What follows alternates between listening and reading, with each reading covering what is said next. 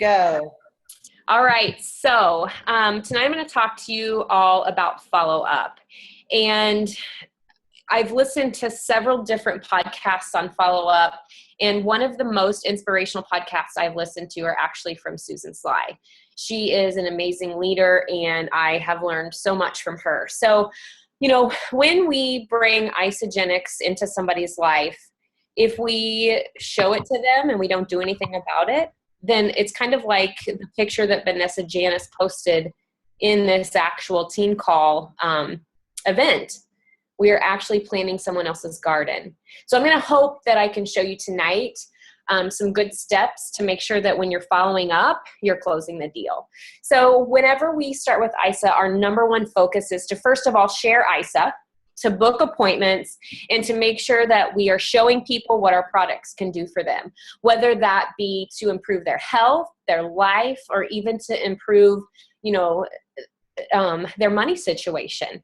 So we strive as leaders in ISA and as business builders to make sure that we have a full calendar. And to do that, you have to be, setting appointments. You have to be scheduling presentations. You have to understand that you have to have a full calendar. I personally have a full-time job, but in the pockets of my time, whether it be an hour here, 30 minutes there, my calendar is chocked full. And it's chocked full because I'm ready to change somebody's life. And if I didn't do that, then I would not be where I am today with this company.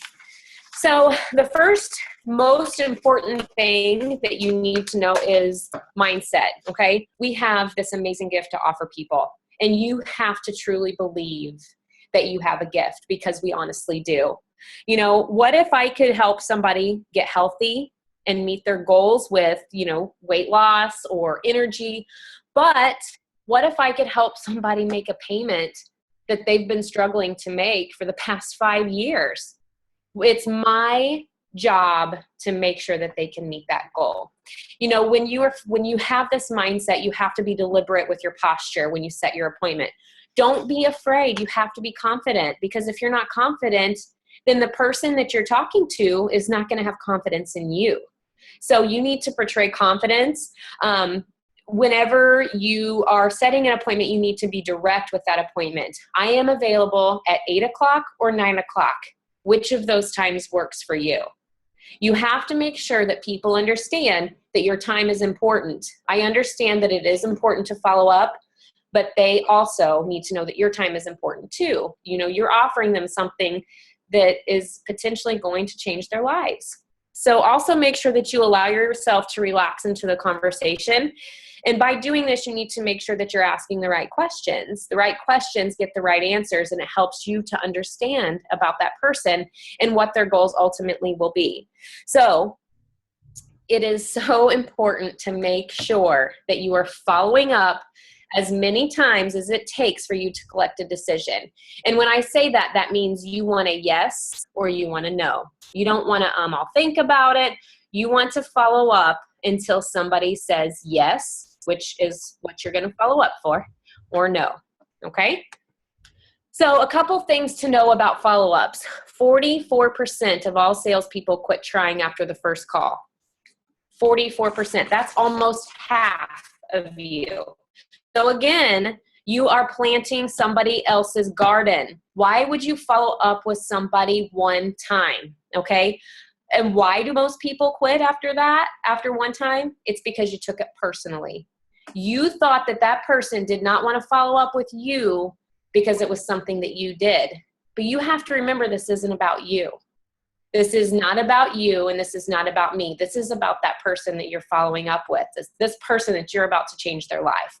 Okay, so for example, say that Terry doesn't answer your phone call, right? This is the very first time you've reached out for follow-up with Terry, and he doesn't answer your phone call. How do you know what happened in Terry's life? You have no idea what's going on in Terry's life, okay? So don't take it personally. Make sure, and it's funny, if you look at these statistics, 24% quit after the second call, 14% after the third call. But one thing I want to highlight to you is that 60% of all the sales that you make 60% of all the lives that you change are going to be after that fourth phone call, that fourth follow-up. That's huge. So that to me tells me that you need to follow up with somebody. That doesn't mean you have to follow up with somebody every single day. That doesn't mean, that you need to be constantly saying, hey, Terry, I know that we were supposed to follow up this day, and then the next day say the same thing. Follow up with them in a week, and don't make it all about Isagenix. Make sure that you really think about why you're following up with this person. You have already taken all of this information from this person. You already know exactly why they reached out to you about Isagenix. So you need to make sure that you focus on that person, and it should be about them. It's not about you, okay? Some good things to think about when you do follow up on that fourth time, when you get that sale is, maybe there's a new product that as soon as you saw that it was released, you thought about Terry. So, hey, Terry, guess what? I just wanted to let you know that the new AMPS line was released, and I thought about you immediately. And the reason I did is because I know how athletic you are, and I think this really could improve what you're already doing for yourself. So let me know when we can talk. I'm available on this time, or I'm on this time. So some key tips to follow-ups are that your follow-up initially, your number one follow-up should happen within 12 to 24 hours of placing something Isagenix related in front of your potential prospect, okay? What happens is after 12 to 24 hours, this person loses the excitement, and decisions to take action actually happen like in the heat of the moment. So when you are buying a new car, for example, you don't just go to the lot and then go home and think about it for 5 months and hope that somebody's going to contact you about that car. You're hoping that they contact you in 10 hours and say, hey, listen, I'm going to go ahead and take a price off of this car because this is what I know you really want this car. So you have to follow up. You can't let them lose the excitement about what you have to offer them. Again, the goal of following up is making sure that you collect a decision, and that's a yes or no. And then following up leads should involve leading a person to the next steps. And what I mean by that is making sure that you never leave them hanging. So offer them a video, sending them a sample, showing them a product, showing them exactly what we can do for them. So it is super duper hard to follow up. I am probably one of the worst people, especially in the beginning of following up, because I was so scared. I had the fear that somebody was going to tell me no, and I did not know how to respond to a no. So you can't take it personally because, again, you don't know what's going on in Dawn's life. You don't know what's going on in Tara's life. And just because they say no, that doesn't mean that it's a no right now. A lot of people don't follow up because they don't know what to say. I didn't know what to say. If it hadn't been for these team calls and the training that I received at Celebration or ICU, I wouldn't know necessarily what to say either. And it's not that I didn't know what to say. I just didn't have the confidence to say it to somebody. So another thing is that people probably don't want to feel pushy or forceful, and that's definitely not what we're about. So a couple things that you have to do is, first of all, you have to be organized. When you are setting appointments, you need a day planner. You need a calendaring system. I have recently taken I went old school. I've got a calendar that I mark all of my information on, but I also got these 5x7, probably a little bit bigger than that, note cards. And every single person that I have touched base with, I've put their name on it. And on the back, I write down what they told me their goals were, what they would like to see happen, what they have used in the past, where they are in their life. And I know this personal information about them because I listened to them. I didn't just jump in and say, oh my gosh, you want to lose 500 pounds? Well, guess what? I can help you with that. I listened to why they've struggled with weight loss in the past. I listened to why they could use an extra $500 a week. And I took all of that information and I wrote it down, because in a week, when I want to reach out to that person again, I can make that reach out personal. And it should be personal. I mean, we're not just selling something to somebody. We're changing somebody's lives and we're building relationships with them. So making sure that you're organized and you know about the people that you're talking to is super important. We all know Dawn and her famous whiteboard. I actually bought a whiteboard recently too and started putting things on there, and it helps you to stay organized. And if you're not organized, well, you're sloppy. So another thing with follow-ups is knowing which visual aids to use. 65% of our population is they're actually visual learners. So you put something visual in front of them and they're going to remember that. If you just send them a Facebook message full of a bunch of mumbo jumbo, they're probably not going to read it. But if you can present them with something that is visual that they can remember, then you're going to make an impression on them. And again, remember, 12 to 24 hours, you need to make sure that you contact that person. Too little info will actually not push them away, but too much information will.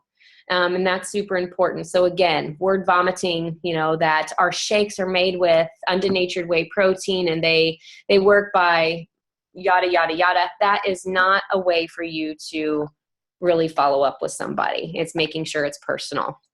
If you're not providing visual aids, you actually lose 2/3 of your customers. And that was pretty eye-opening to me. In the beginning, I did so many things wrong.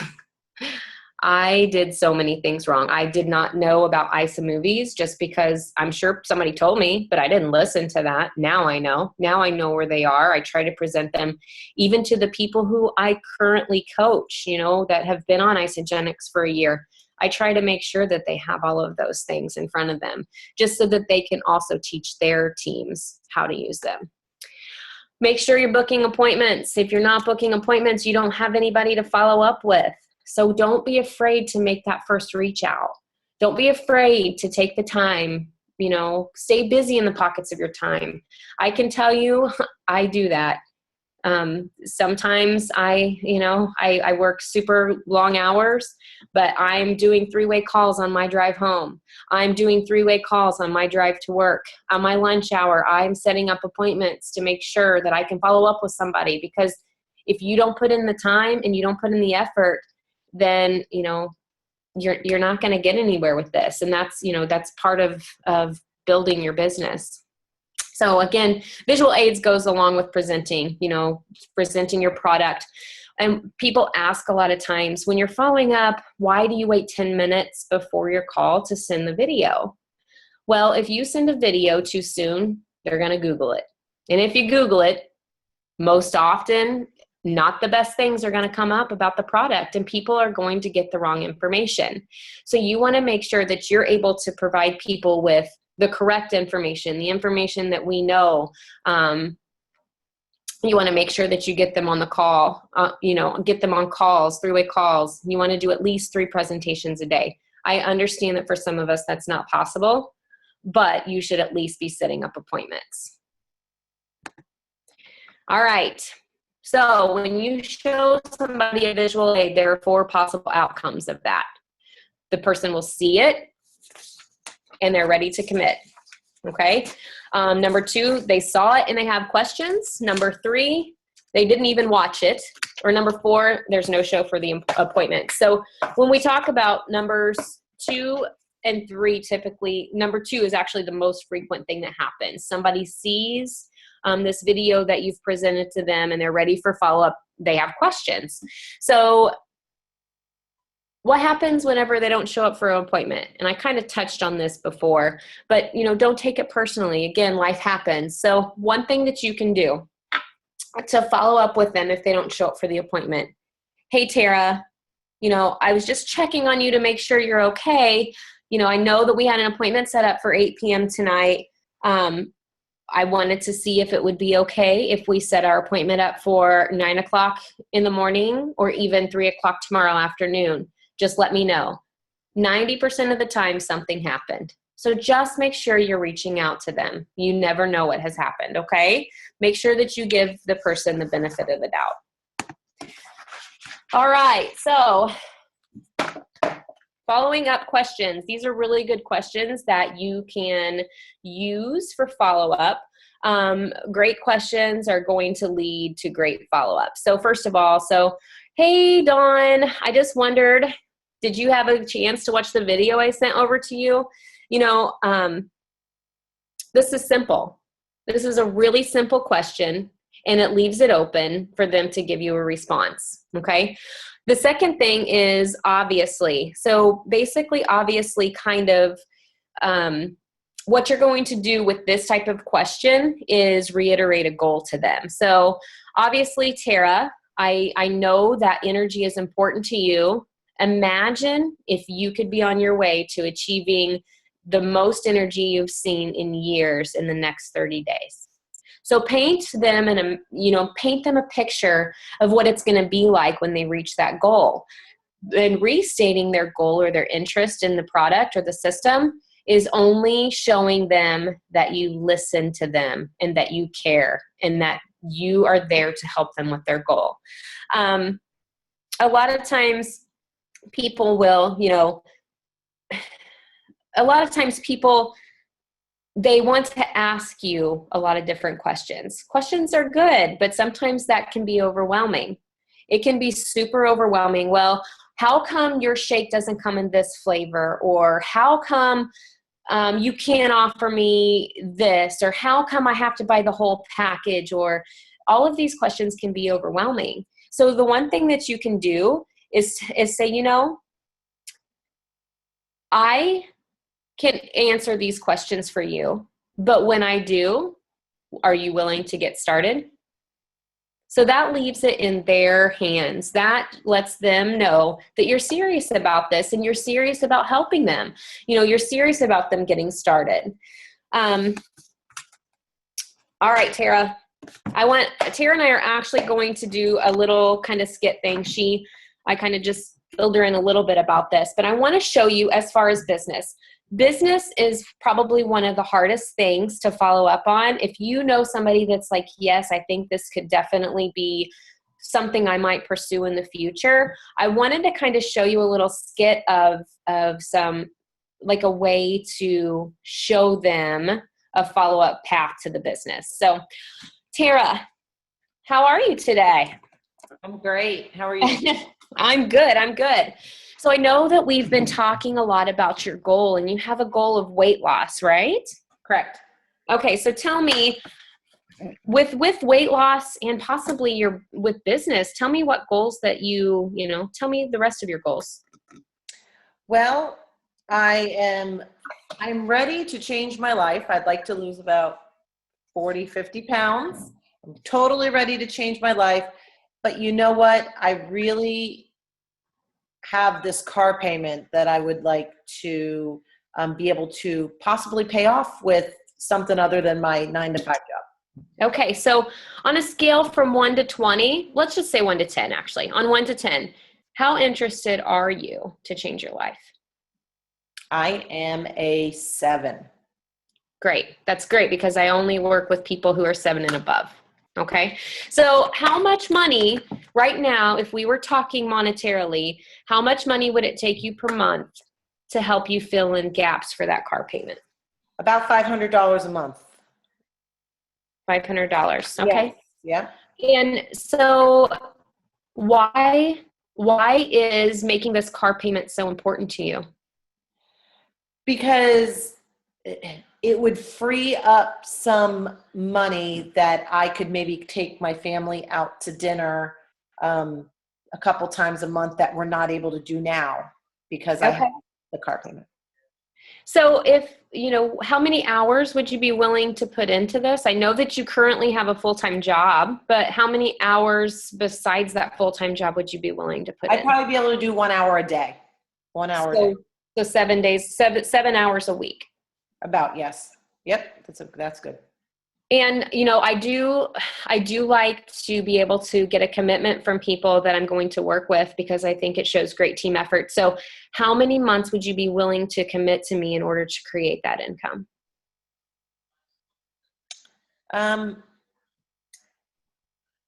Well, how long do you think it would take me to lose 40 pounds? Well, how strict are you willing to be and committed are you willing to be to the system? Well, I like to eat bad food every now and then. How about I give you 6 months? 6 months. Okay. 6 months is great. So, Tara, it sounds like you have been trying to achieve the ability to earn some extra money for a while, right? You spend a lot of time and energy in the process trying to, first of all, make yourself healthy and pay that car payment. So, what if I could show you a path in the next 6 months where you could earn $500 a month and gain your energy and your health back while I am working along beside you? Would you be interested in this? Yes, of course. Okay. So you can guarantee me a commitment of 6 months Yes. to change your life if I can show you this path. Yes. Okay. All right.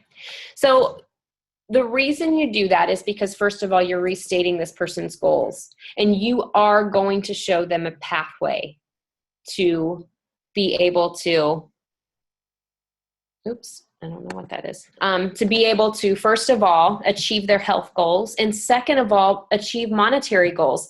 So this type of questioning doesn't just have to pertain to the business. It can also pertain to weight loss. So, for example, I actually had a 3-week conversation going on with myself and one of my associates where she was like, I love another product. I won't even say the name of the product. I love another product so much, and I've been using it for a year, and I have a weight loss goal of 40 pounds. And it was so funny because after listening to this, I was like, so how much of your goal have you met so far? And she said, well, I've only lost 5 pounds over the past year.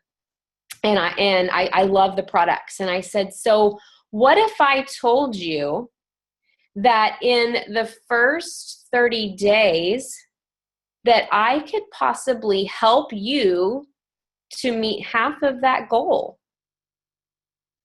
Because I have a product that I know works. It's scientifically proven. Would you be willing to give it a try? And she couldn't come up with a response to that. And she's thinking about this now. She has committed herself to something else, but she's not seeing the results she wants. So I've just completely opened that window up for her and shown her there is another way. There is another way for her. So hopefully I'll be able to help change her life one of these days.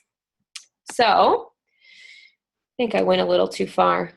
There we go. I think I messed it up here. Okay, there we go. Sorry about that. Can I add something to that? Yes. So that one, if I could show you a way to, go to the one that you were just on. This one? Right. It sounds like you've been trying to achieve X for a long time and spent a lot of money and energy in the process. Either you can keep on going and get the same results, or you can join us and finally break free of that frustration. I think that would apply to people who have not only been using other products, but trying to do the business in other companies. This is a very straightforward thing to say, right? Would you be open to, either you can keep going. I'm gonna send me the picture of this. I actually have somebody I'm meeting with in 2 days, and this is exactly what I need to say to her, because she's not getting anywhere in the company that she's with, and she keeps going to seminars and meetings, and she's not getting anywhere. Yeah. And so I think this is great for both things. I just wanted to point that out. Sorry, I didn't mean to interrupt. No, I appreciate that. And like you say, this is for somebody who may have been beating around the bush with you for the past 6 months. Somebody that is, like Dawn says, not getting anywhere. You can either come with us or you can keep doing what you're doing. But let me tell you, I have a solution for you. So it's a really great thing. We'll get you a picture of that, Dawn. Thanks. So closing is so important. Okay. So with closing, again, there are also possible outcomes. Some are ready to go right now. I had a lady that I literally sent a message to. She said, I don't care what it is, sign me up. I think Tara also told me just recently she had somebody like that. And then you have somebody who, like I've had, has been telling me no since 3 days after I signed up last June. She is still telling me no, but she still asks me questions frequently, and I just answer her questions because one of these days, she is the kind of person I want on my team. And I know that if I ever stop following up with her, somebody else is going to have her on their team, and they're going to have a great asset in this person. But I'm going to follow up with her because you should never, ever, ever take someone off your list that has the traits and qualities that you want in a leader on your team. Ever. Hey, Amanda. Yes. Can I just say one tiny little thing? Sure. Something that I've learned that I've switched up my wording just a little bit is for those people that are a no or not quite ready or have their objections or whatever, saying something to the effect of, okay, so I get that you're not ready right now. When you are ready to think about this, something to the effect of, something to the effect of, can I make sure that I'm the one that you come to? Something like letting them know I want to be the one that you come to, so that you are so direct and clear, because that's something that I realized that I'm a lot better at it now because I've learned some lessons along the way. And then in the end, if they choose not to, then they have made a choice. But I have been as clear as I possibly could be. I want to be the one when you are ready. Whether it's tomorrow, 6 months from now, 6 years from now, I want to be the one. I want to be your team member. I want to support you. I think that's actually, very great.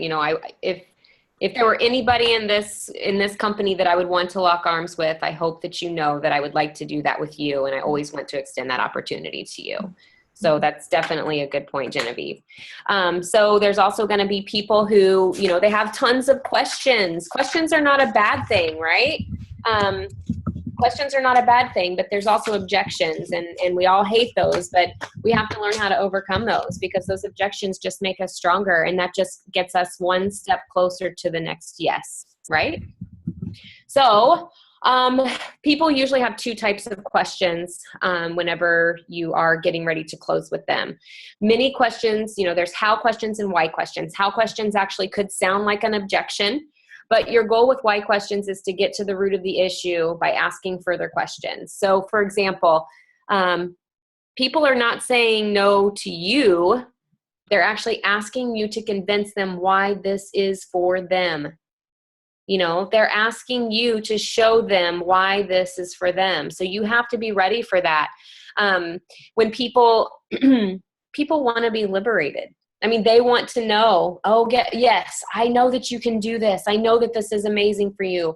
Another type of question is why questions. People are typically that ask why questions they're typically stalling. They don't really understand a lot about the system. They're not sure of themselves, or they probably aren't serious. So a lot of times if you get those questions, you have to figure out how to overcome those. So common how objections are typically, they come from the spouse. I don't know how my spouse is going to feel about this, or I don't have the time to commit to this, or maybe I don't have the money right now, or, oh my gosh, is this another pyramid scheme?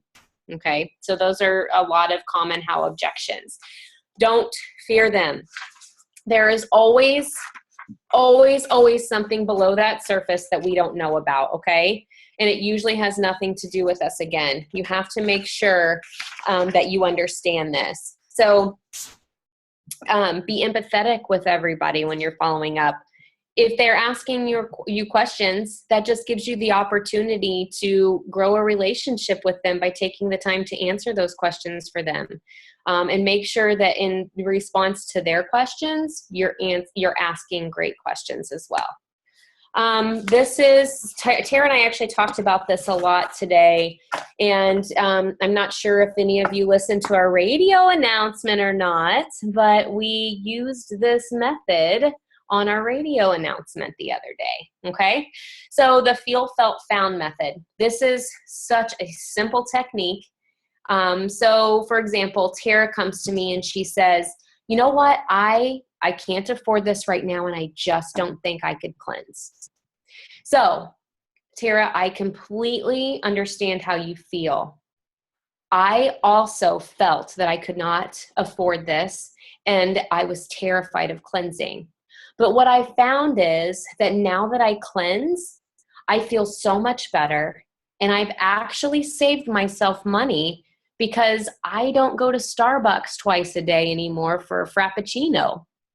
So using that simple technique and turning it back around to show them how you've used the system, or, handling objections, this is a great way to handle objections through a follow-up.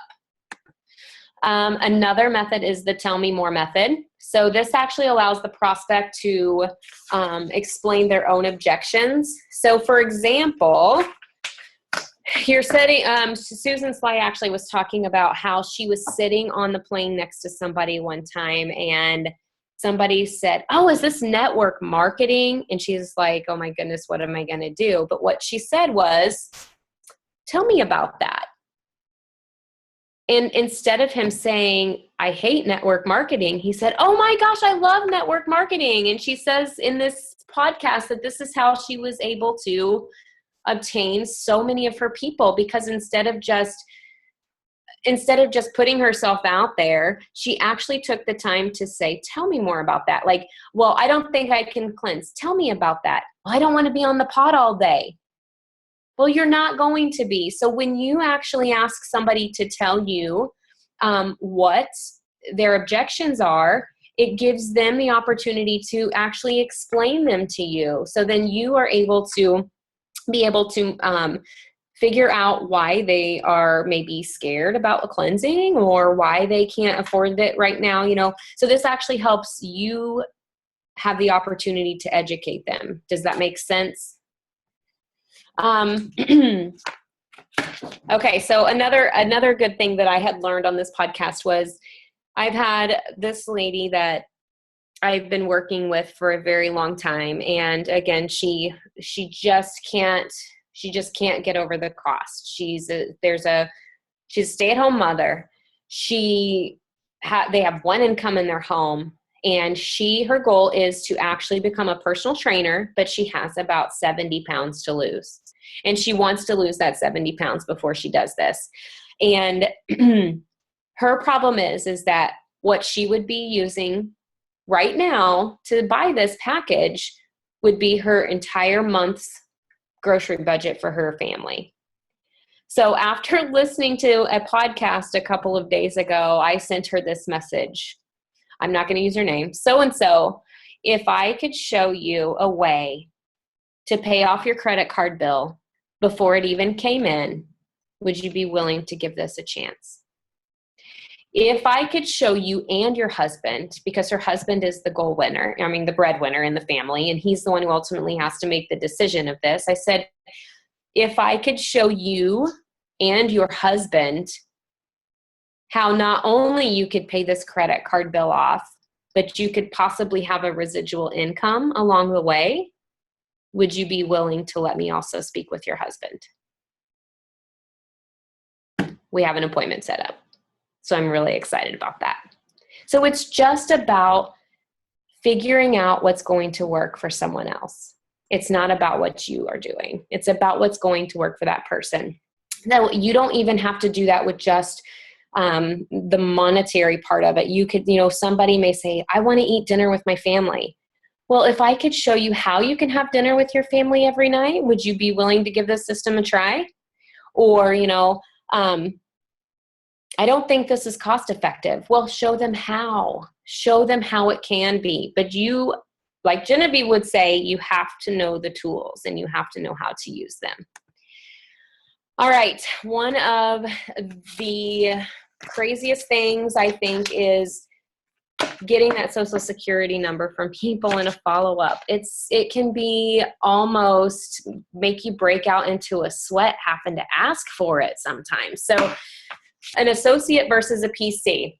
People get super nervous about giving their information away. We have so many people that, steal identities, and it's huge. It's huge. It's a huge skepticism in our country right now, but associate versus PC builds your business in different ways. So ultimately, these are a couple of magic questions that can let you offer your potential associate the way to kind of jump over the question of getting, asking for the social security number. So I know, Tara, that you are going to get amazing results and people are going to notice. So with that, you have 3 options. 1, you can give me your referrals and I will be so grateful for that. 2, I can actually show you how to get your products paid for and you can continue using the system. Or 3, I can show you a path that could help you create a residual income. Which option would you like to choose? And the majority of the time, someone is going to choose option 2 or 3. They're probably not going to pass the referrals on. Okay, great.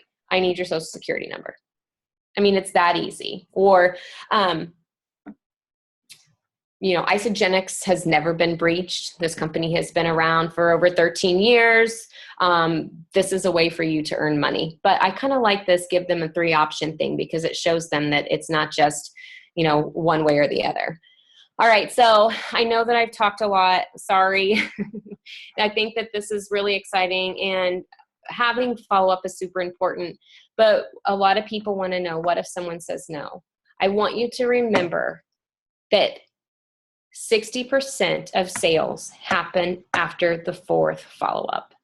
So if you're not following up, someone else is going to plant and pick your garden. They really are. So, it's about timing.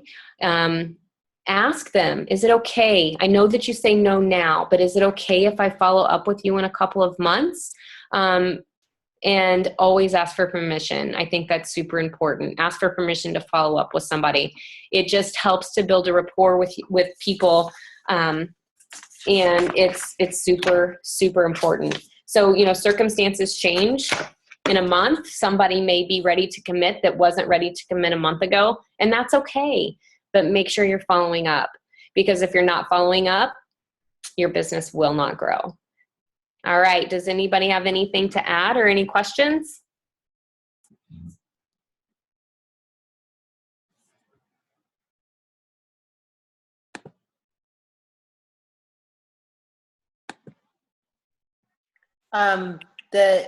Amanda, I'd like to add that that very last part, everybody, and I don't know if everybody knows my story, and I'm sure there's hundreds of stories of people that people can tell, but Genevieve reached out to me for 2.5 years, every couple months, and it was rarely about Isagenix. It was, how is the family? How is the business? How's life? Half the time I ignored her and didn't respond back. Half the time I did respond back. But you know what? It was me in the end that reached back out to Genevieve. So I tell that story only to tell you that do not give up on somebody. She never gave up on me. And it was, all she did was I could tell you, all she did was take an ISA testimonial from a testimonial from ISA Testimonial, put it on her page. She didn't even barely write anything with it. I showed it to Gail. Gail said, contact her. So, and that's how it went. So it really, really, really, everything Amanda has said has been amazing. I took 2 pages of notes here. And we have to follow up, everybody. Follow up, fortunes in the follow-up, just like our call said tonight. You have to follow up and continue to follow up. And don't be scared. Be confident in how you're talking to people. People say to me, after I do a 3-way call, I could never do a 3-way call like that. You talk so well. Let me just tell you, my 3-way calls were messed up in the beginning. I remember Amanda's first 3-way call was horrible. I told her it was good. I told her it was good, but it wasn't, okay? Now it's amazing. Oh my God, I hear it all the time. It's amazing. So you just need to practice. You just need to keep practicing over and over and over again. I think my twins who are 9 years old can do a 3-way call. That's how often I do them. That's how often they hear them.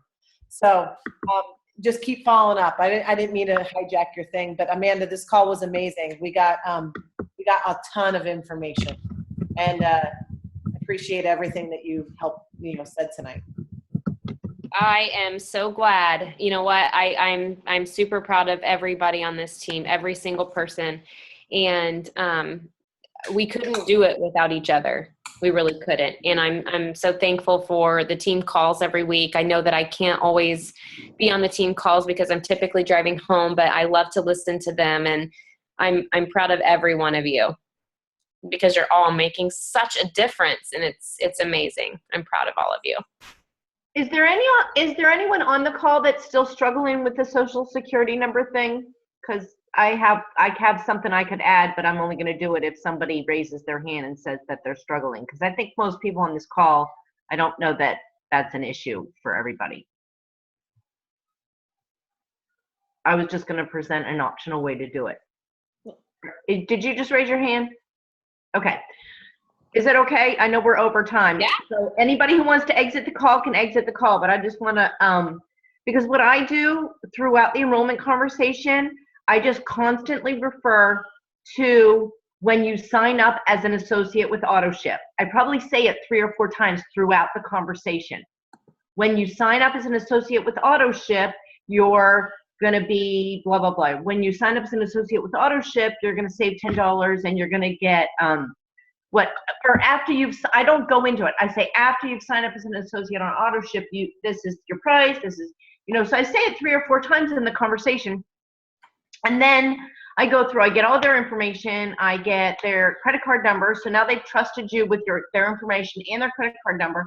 And I say, okay, as I've been saying throughout this conversation, when you sign up as an associate on AutoShip, you get to accrue rewards points. You have the opportunity to get, 15% off of your AutoShip packs. You have a lot of advantages for signing up as an associate on AutoShip. But in order to do that, I need to get your social security number and your birthday.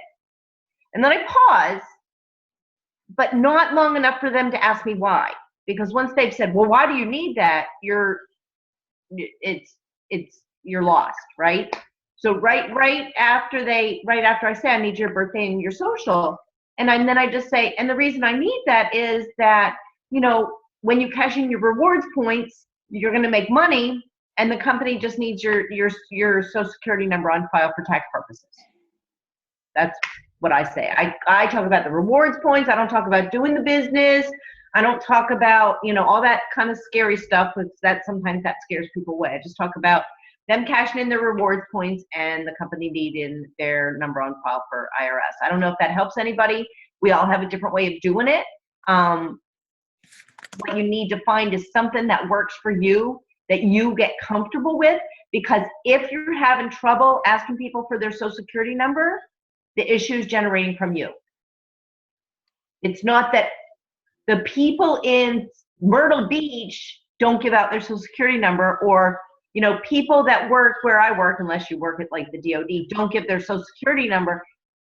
Whatever it is the discomfort or the fear, whatever it is, that's generating from you. They're picking up on it, and they're not going to give you their social if they sense it. So you need to find something that, some way of talking about it that you're comfortable with. And that's my way, and I'm comfortable with it, and I don't ever have an issue. Somebody did ask on chat about following up with somebody that you haven't followed up with in a while. So I thought we could touch that real quick if everybody's okay with that. So basically, if you haven't followed up with somebody in a while, you need to remember why they wanted, they were interested in the beginning, and you need to get to know them again, I guess, so to speak. So don't just say, hey there, I know we talked about ISA before, so are you ready to get started? It would be, look at their Facebook page, get to know them again, figure out what they're doing. Hey there, look at you. I saw that you just ran a half marathon. Congratulations. You should be so proud of yourself. Tell me about that. Engage them in conversation again. Or I like that a lot of people are starting to use hey, I see it's your birthday in 2 days. Happy birthday. How have you been? Don't just automatically introduce the product or the system to them again, because I think it turns people away. It's not personal at all. So you have to be personal. You can't just expect somebody to automatically respond to. A lot of times you're probably going to get crickets. You're probably not going to get a response with a follow-up like that. But making it personal, making it directed towards that person personally is actually how you probably will have the better opportunity to engage in conversation with them again. Or just post something from ISA testimonials, apparently, like Genevieve did. That's right. I remember what the girl looks like too in the picture. Oh shit. Sorry, Dawn, I hope I didn't cut you off. It's 9:52 now, so you're or East Coast time. Yeah. We better cut it off. Amanda, you did a great job tonight, and we want to thank Amanda for taking her time because she is very busy, and for Genevieve for letting us switch weeks because we were scheduled next week, but we switched weeks so Amanda could do the call. Thank you. So we do appreciate that. Thank you, Genevieve. Awesome. Great job. Thank you. Thank you, everybody, for joining us, and we hope to see you next Wednesday, Genevieve, for your topic. Go for it. Kathy and I are going to be really digging into the 4 agreements. Thank you, Tara, for giving me a chance to say. So if you don't know what I'm talking about, Google the 4 agreements by Don Miguel Ruiz and take a little bit of time to read it before the call. And if you haven't done it by then, by the time we're done talking about it, you're going to want to read the book. So thanks for bringing that up, Tara. No problem. Thank you, everybody. Have a great night. Good night. Bye. Good night, everybody.